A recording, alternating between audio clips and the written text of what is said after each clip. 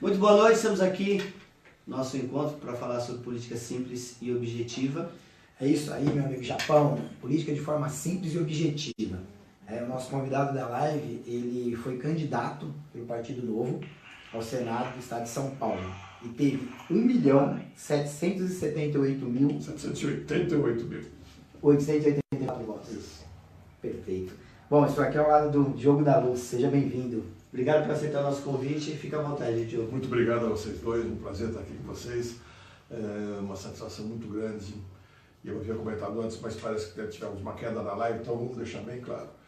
Estou muito contente com essa votação, ela foi muito boa, muito expressiva, muito mais que a Marina, muito mais que o Meirelles, que gastou 50 milhões, foi um dos votos mais baratos que a gente teve na campanha. Tive uma votação aqui no estado de São Paulo excelente, mas os votos não são meus, os votos são nossos, são do Novo, grande parte da razão por ter conseguido os votos, acho que a gente trabalhou bem, as propostas foram bem aceitas, mas grande parte dessa razão é o fato de eu estar no Novo, um partido que tem uma boa imagem, confiabilidade, muita credibilidade e torna mais fácil a gente poder falar aquilo que a gente pensa, porque as pessoas acreditam mais na gente por estar no Novo. Então, eu tenho que reconhecer que é um voto de todos nós, dos filiados, dos militantes, dos candidatos aos cargos proporcionais, deputados federais, estaduais, até do Amoedo, do Checker, todos nós nos ajudamos e somamos e foi muito bom, estou muito contente. E como eu falei antes, também o desejo da população em querer renovar. Sem dúvida nenhuma. Desejo muito grande da população de querer renovar, nosso de querer renovar também, né? Nós apresentando ideias realmente de renovação, que é o que a gente quer, e continuamos em frente. Estou super convencido que um novo Brasil vem aí. Parabéns, a gente está no caminho certo. É isso mesmo. Bom, Diogo, antes de nós começarmos aí o pinga-fogo com as perguntas, né, eu gostaria que você se apresentasse novamente, né, para as pessoas que estão nos assistindo. Muito bom. Diogo pelo Diogo. Fique à vontade. Sou Diogo da Luz, tenho 61 anos, piloto de linha aérea e produtor rural. Casado com a Silvia faz 36 anos, temos 3 filhos, 2 grandes pós-graduados e a caçula grande também, não tanto no tamanho, mas ela é grande, e está fazendo faculdade, já está no meio do caminho da faculdade, então minha função de pai está praticamente feita. Por razões não planejadas, eu me desfiz de boa parte dos meus negócios e me vi pensando em novos voos e novas enxadadas por aí nessa vida, né? Mas a gente fica pensando, bom, o que eu posso deixar de melhor para meus filhos e netos? E vem aquela resposta óbvia para todos nós. O pior patrimônio que a gente tem hoje é o Brasil. O Brasil é um país fantástico, de gente que trabalha, de gente séria, de gente muito dedicada e cumpridora de regras, gente pacífica, veio gente do mundo inteiro aqui para trabalhar. O primeiro português que chegou já percebeu que nessa terra onde se plantando tudo dá. Mas nós estamos numa fase que a gente trabalha muito, alguns não estão conseguindo nem trabalhar, mas não estão conseguindo por razões que fogem à sua vontade. A gente manda um saco de dinheiro para Brasília, sacos e sacos de dinheiro. Esse dinheiro se perde e a gente só recebe ordens de volta, ordens muito ruins. Então nós temos que mudar isso, nós temos que investir no novo Brasil mesmo e assim deixar um patrimônio melhor para os nossos filhos e netos. Muito bom. Bom, vamos começar aqui com as nossas perguntas, né? Foi sua primeira experiência, né, dicas de passagem de alta responsabilidade. Na realidade, não. Eu fui candidato a vereador em 1988, assim, não era nem nascido ainda.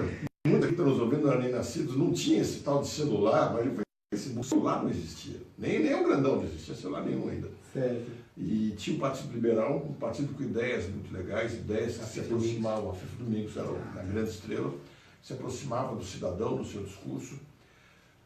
Trabalhei muito na campanha presidencial em 89, eu fui o segundo suplente, faltou 10% dos votos para me eleger. E algumas das coisas que me incomodaram, que a gente viu que na última hora vieram pessoas de fora do partido, sem identificação com o partido, e entraram porque viram que era uma legenda com um pouco mais facilidade para eleger. E aquilo me incomodou, eu falei, poxa vida, o partido vai perdendo identidade com isso. Sim. E com o passar do tempo, o partido começou a fazer coligações que convinham ao seu líder, aos seus líderes maiores e não às suas ideias. E aquilo me incomodou mais ainda. Eu falei, eu não estou aqui para andar atrás de pessoas. As pessoas tropeçam e todo mundo cai junto. Eu quero andar atrás de ideias. Eu falei, não tem sentido, não dá para fazer política se o partido não tem uma linha, ou a linha da pessoa. Foi a hora que eu saí da política totalmente e voltei agora com o Novo, porque eu vi que o Novo também olha para o bem do cidadão, mas principalmente ele tem trilhos claros, tem uma governança, que é dirigente do partido, não pode ser candidato. Isso para mim é a primeira enorme diferença que tem no Novo. E aí que eu resolvi voltar, porque agora eu estou convencido, dá para fazer política séria assim. Se identificou com os princípios e valores do Novo? Sem dúvida. Do começo ao fim, eu não conhecia nenhuma das pessoas, dos fundadores do Novo, eu vim acompanhando por jornais, pelas notícias, desde o início de 2011, se não me engano, começaram a se movimentar para fazer e falar, puxa vida, mas eu não conheço nenhuma das pessoas. Quando o Novo se registrou, dia 15 de setembro de 2015, foi dia 15? Não foi, em setembro de 2015, se registrou à tarde, ganhou o registro do TSE, no dia seguinte de manhã fui lá e me filiei. Sou filiado 28, me filiei muito antes até de alguns dos fundadores do Novo, e aí que me apresentei e falaram, agora precisamos nos conhecer e quero ajudar o Novo, e quanto mais eu fui conhecendo, mais eu fui me encantando, e estou mergulhado de cabeça nesse projeto, muito contente. Que bom. Como que o senhor encarou aí o resultado das urnas? Fiquei muito contente. É claro, a gente quer se eleger sempre, né? Mas se parar e pensar com frieza, primeira eleição geral do Novo, eu que não sou uma pessoa notória, a gente vai ficando mais conhecido com o passar do tempo pela campanha, mas não sou uma pessoa notória, não sou uma pessoa pública, um atleta, qualquer coisa assim, que já fosse muito do meio. Falar com 30 milhões de paulistas, que é o número que a gente precisava para poder almejar todos os votos, é um trabalho muito difícil. Ainda mais com essas regras todas que tem de muito dinheiro na mão dos velhos caciques, muito tempo de televisão de estrutura para os velhos caciques e fechando muitas portas para as novas pessoas. O que mais me incomodou foi ver como é que pode candidatos ao Senado, que é o cargo eletivo talvez dos mais importantes, se não o mais importante, ficou mais longo de todos, é por 8 anos. Pessoa que tem tanto poder lá em Brasília, como é que pode a lei eleitoral praticamente fechar a porta da gente para falar em rádio e televisão? Eu só conseguia falar em rádio e televisão no interior, porque a lei diz que se abrir para um, tem que abrir para todos. Então as rádios e televisões de maior audiência falam, mas eu não quero falar com 19 candidatos a senador. E eu entendo, porque olha, tinha uns candidatos que não dava para conversar nem num café no bar, assim, sabe? Gente que não tem o menor nível. Então, a lei faz de uma maneira que acaba fechando a porta totalmente para os candidatos, e a gente não pode contar a que veio. É uma pena isso. Mas fora isso, foi um trabalho muito bacana, eu fiquei muito contente, a receptividade foi muito grande, e a gente foi crescendo durante a campanha, e foi ficando muito animado. Na última semana, ele falou, nossa, parece que até vai dar. Não deu, mas deu uma votação muito boa, e com isso a gente ajudou a puxar o Novo para vencer a cláusula de barreira, que é outra coisa super importante também. Isso aí. Então, conta pra gente aí como é que é participar, né, desse crescimento do Novo, esse novo jeito de fazer política. Como você se sente? Muito bem, Edson. É difícil descrever para você a gente sair na rua e falar de política, que é uma coisa que as pessoas se incomodam tanto, e ver as pessoas gostarem, e terminar a proposta, ver as pessoas aplaudirem, ver as pessoas virem falar, se interessar, comentar, quer dizer, é o que a gente vê. Eu já tinha tido a sensação lá em 88, apesar da pouca governança do partido, quando você faz política com coração, com sinceridade, com transparência e com ética, e eu acho que o melhor jeito de definir ética é quando você faz política, você faz sua atividade de uma maneira tal que se você chega em casa no final do dia, você pode sentar diante de sua esposa, dos seus filhos, contar tudo o que você fez, conversou, falou e se comprometeu no dia e está tudo bem. Porque quando você chega em casa e começa a falar isso aqui, eu não vou falar, aquilo não sei o que é meio típico da política tradicional, é que está faltando ética. Então, sabe, satisfação para você chegar em casa exausto, sem dúvida, tarde, sabendo que vai ter que acordar cedo, no dia seguinte de novo, vai ser uma correria, vai dormir um pouquinho no carro, numa parada, entre uma apresentação e outra, mas que você está falando para as pessoas aquilo que você fala na sua casa é muito agradável, é muito legal. Bom, maravilha. Juba, eu vi que uma das suas propostas era manter dentro do Estado os valores arrecadados e não mandar para Brasília. Como que funcionaria isso? Bom, primeiro, como funciona hoje, né? Que é triste. Varia um pouco de cidade para cidade, que alguns arrecadam mais, mas na média das nossas cidades, de cada R$100 arrecadados na cidade, porque lembra do seguinte, todo dinheiro é produzido e arrecadado numa cidade. Não se produz o dinheiro na União, nem no governo, é no município que a gente vive. De cada R$100 arrecadado, em média, 63 vão para Brasília. É um absurdo. Em média, 25 para o Palácio dos Bandeirantes. E fica em média R$8. R$8 de cada 100 é o que fica na cidade. Aí o que acontece? O prefeito da Maior Pindaíba, especialmente nas cidades pequenas e médias, que as grandes de alguma maneira se viram. O prefeito fica na Maior Pindaíba, tendo que buscar dinheiro lá em Brasília para fazer as coisas básicas, através de emenda, através de projetos específicos, saneamento básico. O Brasil é tão travado que Brasília arrecada esse monte de dinheiro e fala o seguinte, saneamento básico não é assunto de saúde, está na lei. E agora em julho foi aprovada uma medida provisória pelo presidente Michel Temer, aprovada, foi assinada, né? Onde ele reforçou, saneamento básico, segundo ele, não é assunto de saúde. Então a prefeitura não pode usar o dinheiro da saúde, mesmo que sobre, ela tem que buscar em Brasília. E aí gasta dinheiro com avião, com hotel, com projeto, com aplicação, chega lá para aprovar, não consegue aprovar na primeira vez, muitas vezes nem na segunda. Nossa. Aí volta na cidade, o município começa a falar, pô, esse prefeito é sem vergonha, porque o prefeito está indo para lá, ele está rodando, passeando, gastando o nosso dinheiro, gastou R$200 no jantar, porque é o que custa um jantar em Brasília. Brasília é das cidades das mais caras do país. E o município começa a ficar acomodado com o prefeito, que está se matando para fazer o melhor possível. Mas é porque o Brasil é engessado demais. Tem que deixar o dinheiro na cidade. É na cidade que estão os problemas, que estão os hospitais, que estão as doenças, as escolas, as crianças e as soluções. É tão simples, se a gente tiver vontade, é simplesmente isso. Não manda o dinheiro para Brasília para depois ter que buscar em Brasília. Deixa o dinheiro onde estão as pessoas. Alguns falam assim, mas tem prefeito que não sabe gastar. Lá em Brasília o povo sabe gastar bem demais. Até sabe. Só que no interesse deles. Então, deixa aqui, porque aqui é mais fácil para a gente comprar o prefeito. A gente sabe onde ele mora, sabe? Vai lá com muito mais facilidade. E no caso de São Paulo, o meu sonho é que a cidade se dividisse. Ela já tem 32 prefeituras regionais. Essas prefeituras regionais precisavam ter mais autonomia também, mais recursos na mão dos prefeitos. Os prefeitos regionais, no meu entender, deveriam ser eleitos pela população, deveria ter muito mais participação das pessoas que pudessem ir na regional buscar as suas coisas básicas. Não prefeitura central. Quanto mais descentralizar o poder, quanto mais deixar dinheiro na mão das pessoas, mais perto da solução a gente vai estar. Com certeza.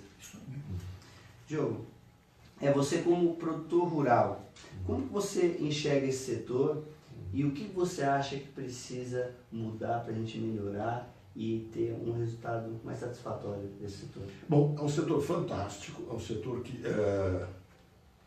carrega o Brasil, ou pelo menos é a primeira grande alavanca de progresso do Brasil. Para quem não sabe, 25% da atividade econômica do país vem do setor agrícola. É muita coisa. E ele que puxa outras, puxa a venda de caminhonetes, de caminhões, de tratores, e aí a coisa vai indo num círculo virtuoso, né? Então, primeiro, a gente tem que aplaudir e se orgulhar do nosso agronegócio, que ele é fantástico, é dos melhores, eu acho que o melhor do mundo. O Brasil só não é melhor do mundo em trigo, por enquanto, porque vai acabar sendo, até porque a luz do sol dura pouco tempo e o trigo gosta de uma luminosidade muito longa. Né? De resto, café, soja, milho, carne, feijão, leite, frango, nós somos excepcionais, exportamos para o mundo inteiro. O Brasil é um alimentador do mundo e produz alimentos de qualidade e barato. Reza no gosto da gente, mas é mais barato que o resto do mundo. Então tem que aplaudir muito. Agora, o que o setor mais precisa é, primeiro, o nosso reconhecimento e não essa crítica insistente.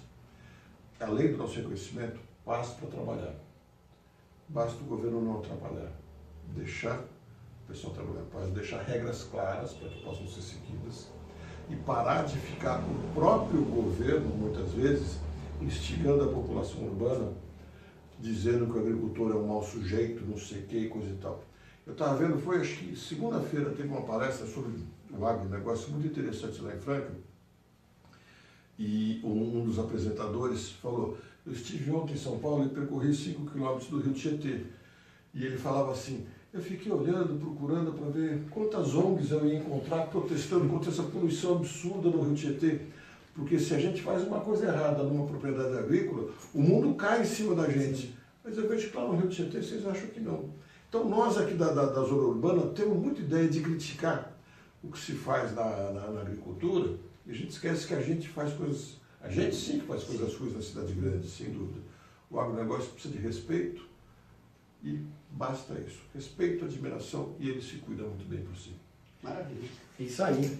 E além do setor rural, você também é piloto de avião. Isso. Legal. Essa é uma atividade que dá muito prazer. Estou um pouco afastado dela ultimamente, por falta de tempo, mas vai voltar logo. Isso aí. E o que você acha que falta no transporte aéreo para ser mais acessível? A parte comercial vai mais ou menos bem. Falta concorrência, eu acho. Quer dizer, enquanto a gente fica criando proteções para empresas e não para o usuário, a gente começa a ir para o lado errado. Então, são 3 empresas competindo no Brasil, eu acho que é pouco, devia abrir para mais. Não é criar mais, abrir a possibilidade de mais empresas. Tá? Acho que bastaria abrir e deixar a coisa rolar, mas vai indo mais ou menos bem. Agora, a gente tem na nossa aviação geral, que ela é muito importante, a aviação agrícola, a aviação executiva, a aviação de táxi aéreo, a aviação de pequeno porte, num país como o Brasil, que tinha 6.200 aeródromos até uns 3 anos atrás, e a ANAC teve a proeza de fechar 1.100 de lá para cá. A ANAC se orgulha de ter fechado uma quantidade enorme de aeródromos. Aeródromos são os pequenas, são pistas de pouso geral, mas inclui desde aquelas pequenas de fazendas até maiores. Fechou um monte porque estariam irregulares. Porque criou uma regulamentação extremamente sofisticada, lembrando que o aeródromo particular ele vai atender os aviões que aquele particular construiu e quer operar lá. Então é uma coisa simples de fazer. E também ela se orgulha de ter caçado licenças, multado muitas pessoas. Nós temos uma ANAC que é arrecadadora, fiscalizadora, emperradora de negócio. A gente precisa ter estímulo aos negócios. Sabe? Ter uma... A palavra ideal não é facilitadora, que vem do inglês, que em aviação fala todo mundo tem inglês, né? Criar facilities, criar condições para que pudesse haver progresso. Eu tive recentemente vendo uma palestra da ANAC, numa feira de aviação aqui em Congonhas, e o diretor da ANAC falava muito assim, fiscalizar, autuar, multar, apreender o clandestino e tal. Quando você vai ver o FAA, que é a ANAC americana, ou o JA, que é a ANAC europeia, eles falam progresso, segurança, voar mais, facilidades, sabe, criar condições. Aqui não, aqui a gente fica... Aqui é como tudo, é como é o Brasil. Pegando no pé de mínimas coisas que você possa estar fazendo errado. As graves dos bandidos mesmo acontecem normalmente. Então precisa criar condições, facilidades para que a gente possa trabalhar com tranquilidade. É isso aí. Bom, na economia, né, você como 100% liberal, quem sabe, né, eu queria saber de você qual é a sua expectativa se a gente, né, depois de domingo, tiver um presidente com pensamento liberal. Quais são as suas expectativas? Primeiro, tomara que a gente tenha mesmo, porque eu já declarei meu voto, eu vou votar no Bolsonaro, mas eu não voto apoiando, trabalhando, convicto, porque eu acho que entre aquilo que o PT já mostrou, que é extremamente capaz de fazer, capaz, não sei se é a palavra boa, nem capaz nem competente, mas aquilo que ele já mostrou que fez e que escreveu o que vai fazer, escreveu o que vai cortar nossas liberdades. Agora a Haddad está começando a falar que não, mas ele escreveu o que vai cortar, está lá no programa de governo. Quer dizer, entre a certeza de dar errado e a incerteza, eu voto na incerteza. Mas eu ainda quero me certificar se de fato a gente vê um Bolsonaro liberal, assim espero que seja. Eu vejo algumas falas dele nesse sentido, outras em sentido contrário, e a gente fica na dúvida. torço para que seja, vou trabalhar intensamente para que o Brasil caminhe nessa direção, que acho que é super importante. A gente pode dar passos enormes e, para mim, não importa quem seja o presidente, quem sejam os ministros, quem sejam as pessoas. Sempre que elas fizerem qualquer coisa no sentido de um Brasil mais livre, um Brasil mais produtivo, um Brasil mais seguro, vai ter meu total apoio. E sempre que vier uma medida mais restritiva, de corte de liberdade, de controle, de coisas que a gente já escutou, vai para um lado ou para o outro, mas começar a dificultar a entrada de capitais para investimentos, começar a regular, não, esse pode, esse não pode, começar a direcionar coisas, aí eu vou ser totalmente contra. Eu quero um país realmente com liberdade de empreender e com regra clara. Tem que haver punição, mas apenas a quem da regra. E não quem não pagou a taxa de 8,70 do rádio do avião, então pega e apreende o avião por causa disso. Sabe? Porque não, se você não pagar uma taxa de 8,70 de um dos rádios do avião e a ANAC te pegar, ela apreende o avião inteiro. O avião com 200 passageiros, você não vai apreender. Não é essa regra clara que eu estou dizendo.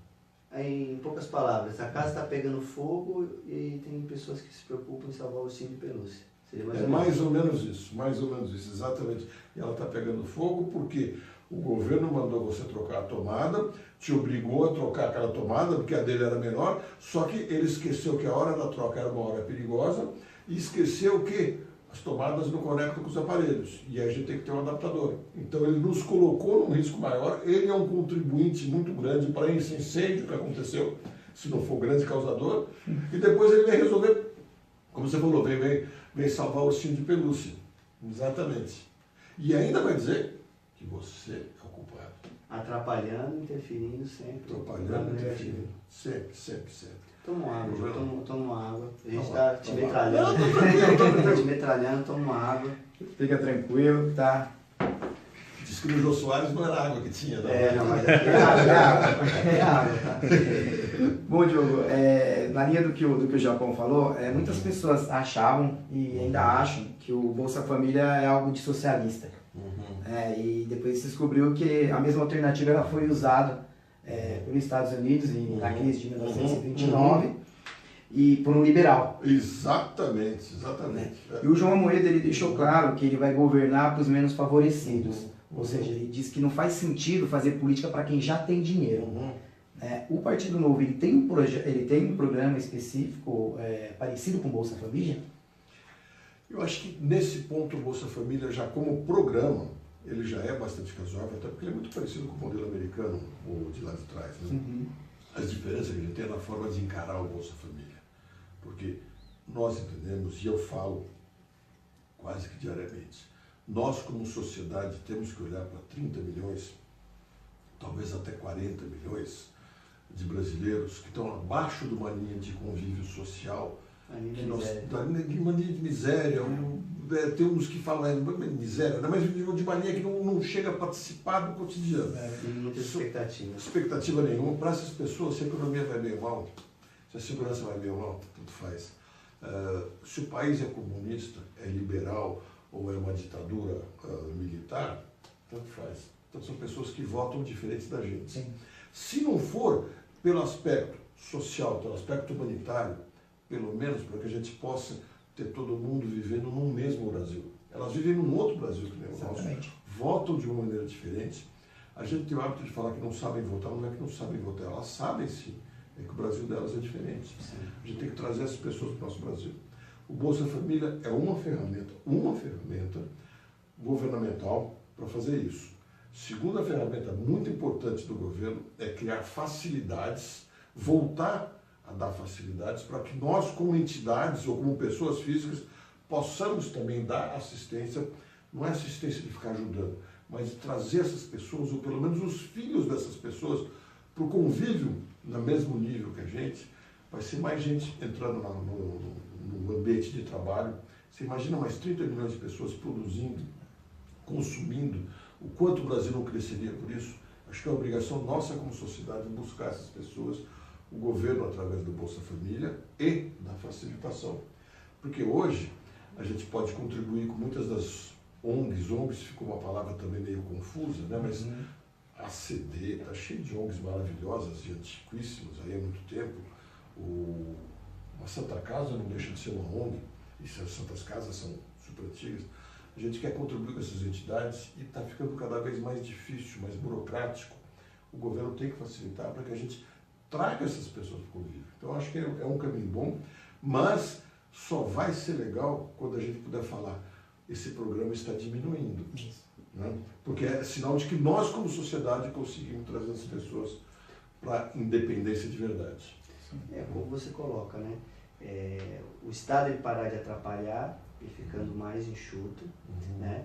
E você realmente defendendo essa classe que está na linha da miséria, da dificuldade, e a gente, como você estava colocando aí no final, a gente precisa comemorar, como o João fala, as pessoas que estão saindo desse programa, claro, que é sinal que o país está se desenvolvendo. E não adianta a gente comemorar o tanto de gente que está entrando no programa. Lógico, isso é sinal que é um sinal negativo. E aí muita gente vai falar, mas tem desvios. Tem desvios, tem casos, eu sei de casos onde o que eles fazem muitas vezes? Um da família trabalha, trabalha fixo, com registro, etc. E tal. O outro não trabalha fixo, trabalha, mas não fixo, não tem nenhum registro, não tem nenhum trabalho formal, e com isso se habilita a Bolsa Família. Muitas vezes é a mulher, porque é mais fácil para a mulher conseguir Bolsa Família. Então, acho que está errado. Eu conheço pessoas que têm casa própria, carro próprio e recebem Bolsa Família. Mas eu não tenho dúvida que isso é uma minoria. Isso tem que ser resolvido, tem que ser enfrentado, porque se usou muito a Bolsa Família como política eleitoreira também. Sim. Né? Olha, eu vou conseguir Bolsa Família para vocês aqui, tá? Mas depois das eleições, você sabe, né? Vai lá, fala com... Ficou bem explícito mesmo que é um plano eleitoreiro, só que na economia ele é fundamental, né? Que você joga dinheiro embaixo e ele sobe para a pirâmide e fica girando. E ele tem uma outra vantagem que o João cita, que eu acho muito importante, quer dizer, que devia se estender para hospitais e tudo. No lugar de montar supermercados, deram recurso para a pessoa comprar os seus alimentos. Você já pensou? Se a gente começasse a montar a Mercadobras e soltasse por aí, ou o problema que a gente tem de corrupção, ao ver na saúde, uma coisa que eu falo muito. Nós temos 5.500 municípios no Brasil. Sabe quantas Santas Casas temos no Brasil? 2.500. Praticamente uma Santa Casa para cada município. Praticamente para cada município. É um número absurdo. Santas Casas, com todo o distrato que recebem do governo, ainda atendem bem mais da metade da população em assuntos de saúde. Então, no lugar do governo ficar fazendo as UPAs, que são lindas, mas são caríssimas, e estão quebrando muitas prefeituras, porque o governo federal faz a UPA, ajuda no começo e depois fala, agora é contigo. Agora se vira. É isso mesmo. E aí o cara fala, pô, mas... Não tem condições. Não tem condições. Com a Santa Casa era mais barato e muito mais eficaz. Santa Casa são entidades fantásticas. A de São Paulo é a instituição mais antiga em atividade do país. Você vê que coisa incrível. E atendia na década de 90 mais pessoas que o Hospital das Clínicas, com custo 10 vezes menor. Então, no lugar de ficar criando hospitais federais, UPAs e um monte de coisa, ajuda a Santa Casa, dá um incentivo para a Santa Casa, ajuda a deixar elas fazerem, entendeu? Seria um programa parecido com o Bolsa Família para a Saúde, com custo muito menor e muito mais eficiência, não tenho dúvida alguma. Seria mais ou menos algo que o João Moeda falou sobre os vouchers. Seria mais ou menos como na educação, né? Eu vi que o Daniel José, ele eleito, né, o mais votado deputado estadual pelo Novo, aqui de São Paulo, ele retrata muito essa situação da educação, que um aluno custa mais ou menos R$1.000 por mês para o Estado.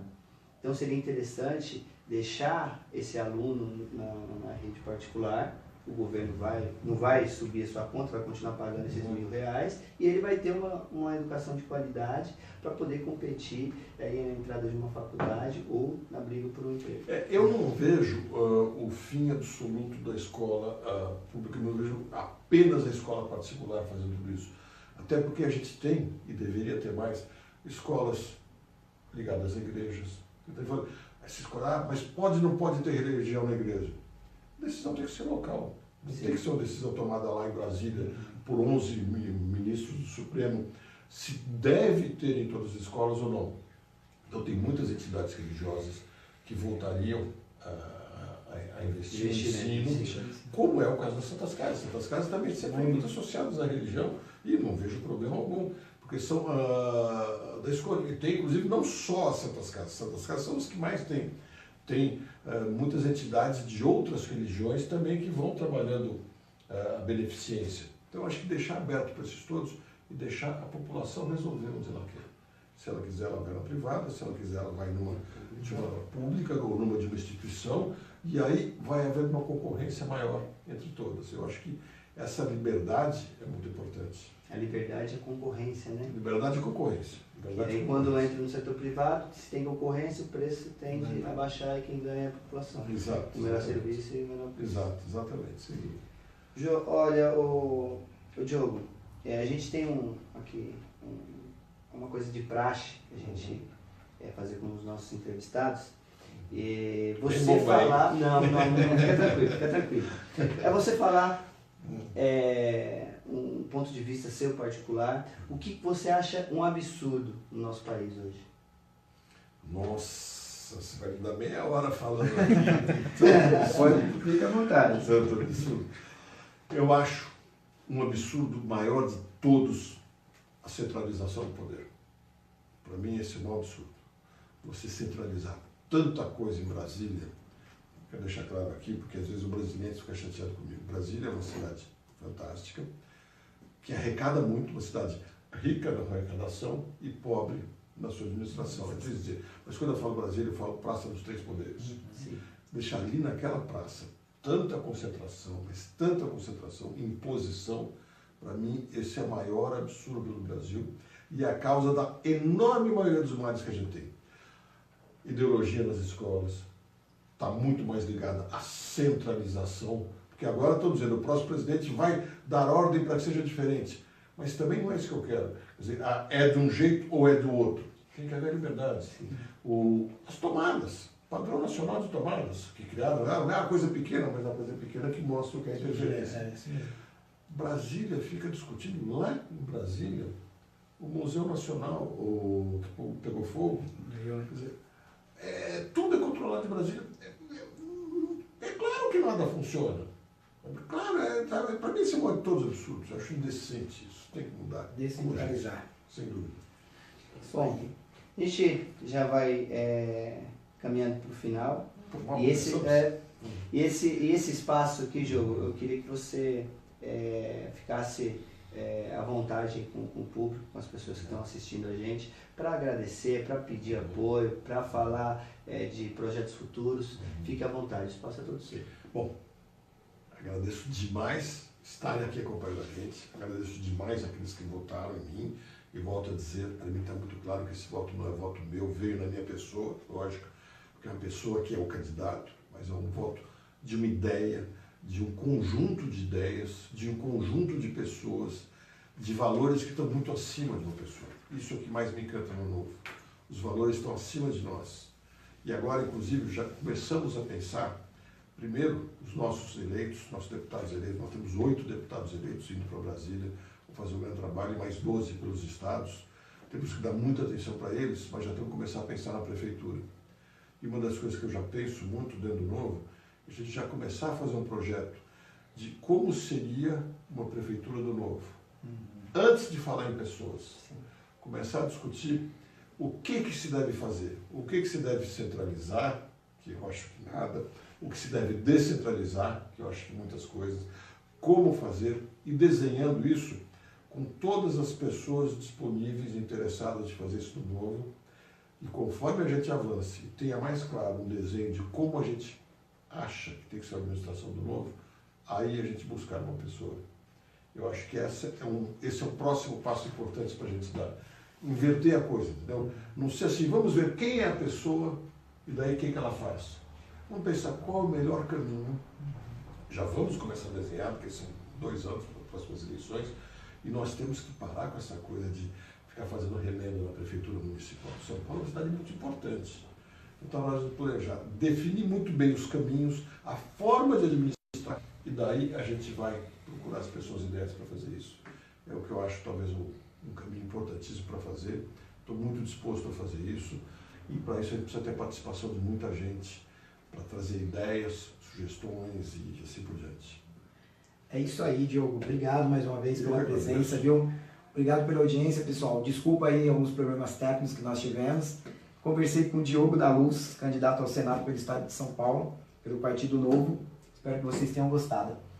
Diogo, obrigado por aceitar o nosso convite. Parabéns pelo seu 1.778.884 votos. Aceitou o número? Isso aí. Parabéns pelo trabalho. Não só você ao Senado, mas a todos que foram eleitos, a deputados estaduais, deputados federais, ao Zema que está concorrendo ao segundo turno, e aos que não conseguiram chegar, mas também que tiveram votação expressiva como você, que são pessoas que estão no caminho certo. Eu me sinto muito orgulhoso, né, de ter vocês junto com a gente aí, brigando por um país melhor, brigando por uma sociedade mais justa, né, e a gente viver em harmonia. Parabéns pelo trabalho e que você continue assim, que você está no caminho certo. Vamos continuar, sem dúvida alguma, agradeço muito. Eu espero ter conseguido compartilhar na minha página, e o que tiver de perguntas, que você mande depois, vou responder todas elas. Se eu não compartilhei, assim que acabar aqui, a gente vai ver o que aconteceu, eu vou compartilhar, manda as perguntas que a gente vai responder, a gente quer participar mesmo. Eu que agradeço demais, estou sempre à disposição de vocês e vou mandar muito junto aí mesmo. Obrigado. Boa noite, gente. Obrigado aí pela audiência. Entre no canal, curtam, se inscrevam, clica no sininho para fortalecer essa ideia, a gente falar de política simples e objetiva e tentando construir uma sociedade melhor, tá bom? Muito obrigado.